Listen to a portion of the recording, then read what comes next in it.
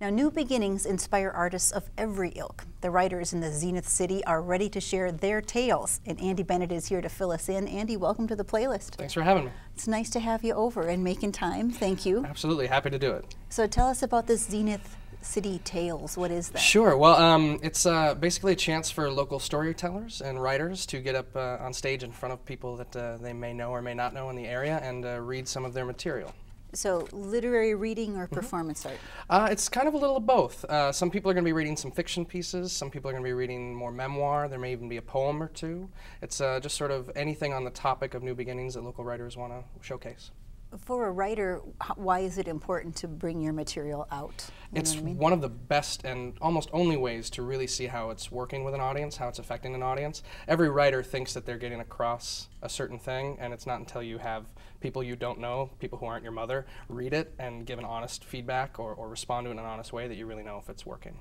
Does it matter if it's not a performed, if it's not a play? I know you're a playwright, an actor, and you're involved in theater, but if it's not a piece that's designed necessarily to be presented that way, is it still important for someone to just write a short story and share it that way? It may not be important to every writer, but it's important to myself and to the writers involved in the Zenith City Tales. It's a very immediate way to get feedback.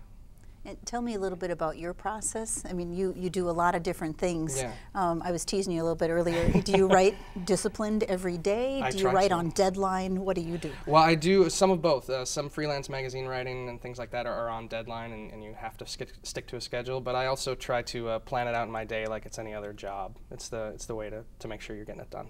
And when is your time? Are you like a 9 to 11, gotta go? Or? I'm a morning person. I like to take the dog for a walk, have a cup of coffee, and then sit down and write for a while. Okay. And inspiration, what subject matter is fair game for you? Anything.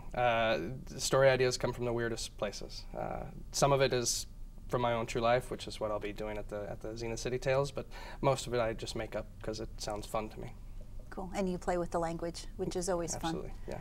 Tell me about the other folks who are also reading and what kind of work that they'll be presenting. We've got a big, broad variety, and I already apologize in advance because I'm going to forget some of them, but just a selected few that I know more of their work. Lucy Amundsen is going to be reading some humorous essays. Paul Lundgren is going to be reading. Tom Isbell, who's a professor at UMD, is going to be reading the first chapter of his new fiction novel. So we've kind of got the whole gamut coming. And music to back them up, or is this just come in, sit down, relax? We're sort of figuring that out as we go, but I think we're going to just try to put the emphasis on the story. Okay. And do you think this will be a regular thing? I mean, this is at the Teatro. Yep. We hope to make it a monthly event. As long as the audience is there to support it, we'll be there to do it. Okay. And you have done other original readings. Didn't you do sponsor a playwright, kind of present your new work? Yeah. The Renegade Theater is doing an annual New Works Festival where we highlight local playwrights and then try to get the productions ready for actual full production. And how many, Duluth is a town of 85,000 people. How many playwrights are out here?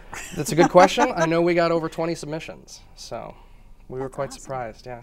And how did the folks who are going to be part of the Zenith City, did you just put a call for entries out, or how did they find you? Well, I hunted them down. I asked for recommendations from writers I know and people who I thought might be interested, and some people that we really wanted to get involved weren't able to this time, and hopefully they will next time. And it's going to be an ever-changing sort of group. But if people are interested, get in touch. What a fun way to kind of exercise your writing and see what's coming around you. Absolutely. Now, I did ask you if you would be willing to read a little excerpt for us. Absolutely. Do you want to set up this at all? Sure. This is the beginning of a larger essay that is about my summer as the mascot for the Duluth Superior Dukes. And the larger story includes being kicked in sensitive areas by young children and passing out on home plate in front of about 5,000 fans. And this is just the very, very beginning of it. Okay. It's hard work, isn't it? Being a mascot, it's not a job I ever want to repeat. Well, thank you for sharing a little bit of that journey. Absolutely, happy to. Yeah, and here is Andy Bennett with My Summer as a Mascot. I had already spent one summer as Homer Hound, the mascot for Duluth's semi-pro baseball team, the Dukes, and it was just about time to start another season. Homer Hound was a giant furry dog with a papier-mâché head that had started to grow mold after 3 months of me pouring flop sweat into it. So I was a bit nervous when, in early April, I headed into the Duke's offices to try on the suit for the first time in over 6 months.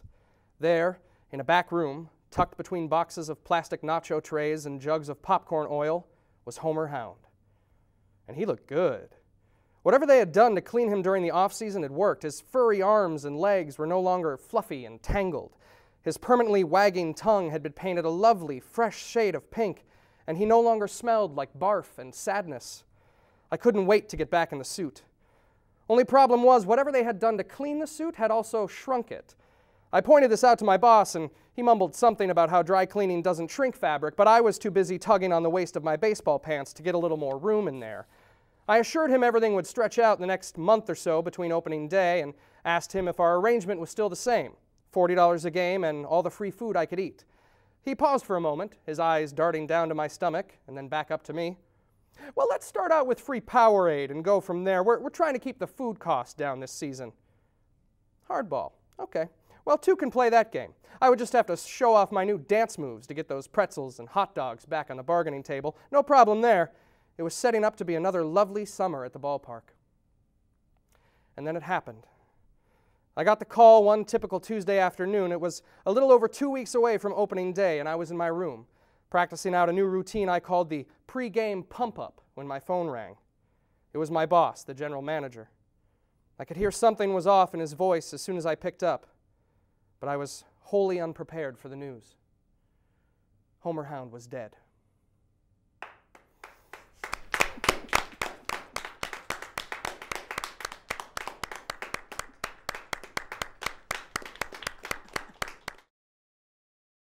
Funding for the playlist is provided by the citizens of Minnesota through the Minnesota Arts and Cultural Heritage Fund and by viewers like you.